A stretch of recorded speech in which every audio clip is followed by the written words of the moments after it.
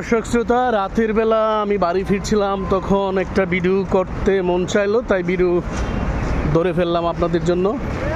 তো রাতের যেই ভিডিও, আমাদের যেই বাড়ির পাশ দিয়ে রাস্তাটি চলে গিয়েছে, এই রাস্তাটি আসলে একটা সময় খুব মনোমুগ্ধকর এবং সুন্দর একটা রাস্তা ছিল, কিন্তু টানা 7-8 মাসের বৃষ্টির কারণে রাস্তা একেবারে ভেঙে চুরে একেবারে খানখান হয়ে গিয়েছে। সেজন্য আসলে গাড়িগুলো ঠিকমতো যেতে পারে না, গাড়ির চাকাগুলো খুব দ্রুত নষ্ট হয়ে যাচ্ছে, দ্রুত ক্ষয় হয়ে যাচ্ছে রাস্তার এই অবস্থার কারণে।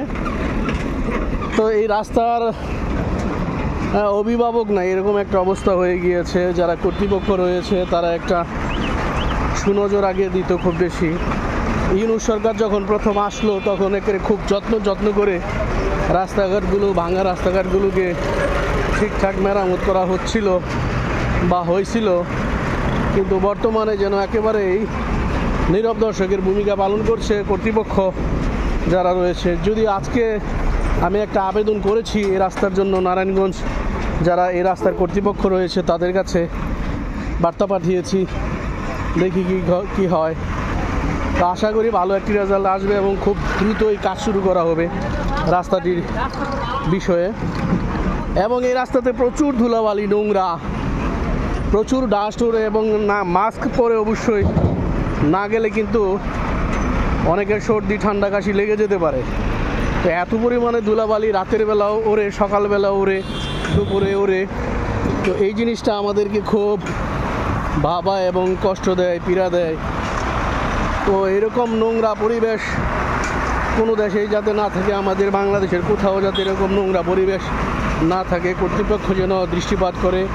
বৃষ্টি বন্ধ হওয়ার সাথে সাথে যেন রাস্তার কাজটি দ্রুতই সমাধান করা হয়, এবং যেখানে ধুলাবালি প্রচুর ওড়ে সেই ধুলাবালি যেন না ওড়ে সেই ব্যবস্থা যেন করা হয়।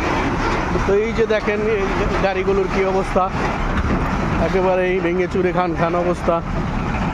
এই সমস্যাটা থেকে আসলে বেরিয়ে আসা দরকার।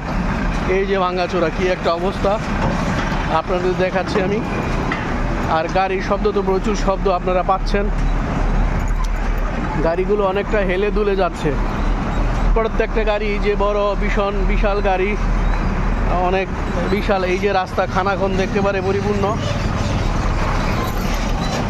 তো এই একটা অবস্থার মধ্যে আছি আমরা, আমিও পরে গেছিলাম, এরকম একটা অবস্থা হয়েছে।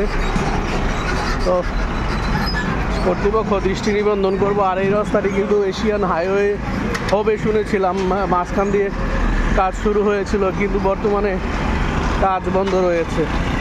এবং আপনারা দেখতে পাচ্ছেন ভিডিওতে কিন্তু প্রচুর গাড়ি কিন্তু আসা যাওয়া করছে। এই যে একটা বিরাট গর্ত, এখানে যে কোনো সময় বড় ধরনের দুর্ঘটনা ঘটে যেতে পারে। তো এই দুর্ঘটনা থেকে আমাদেরকে রক্ষা করতে হলে কিন্তু অবশ্যই কর্তৃপক্ষের দৃষ্টি আকর্ষণ করতে হবে, এবং তারা যেন দ্রুত এই সড়কের ভাঙাচোরা অংশগুলো মেরামত করে। ধন্যবাদ ধৈর্য সহকারে যারা এতক্ষণ ভিডিও দেখলেন, তাদেরকে অসংখ্য ধন্যবাদ।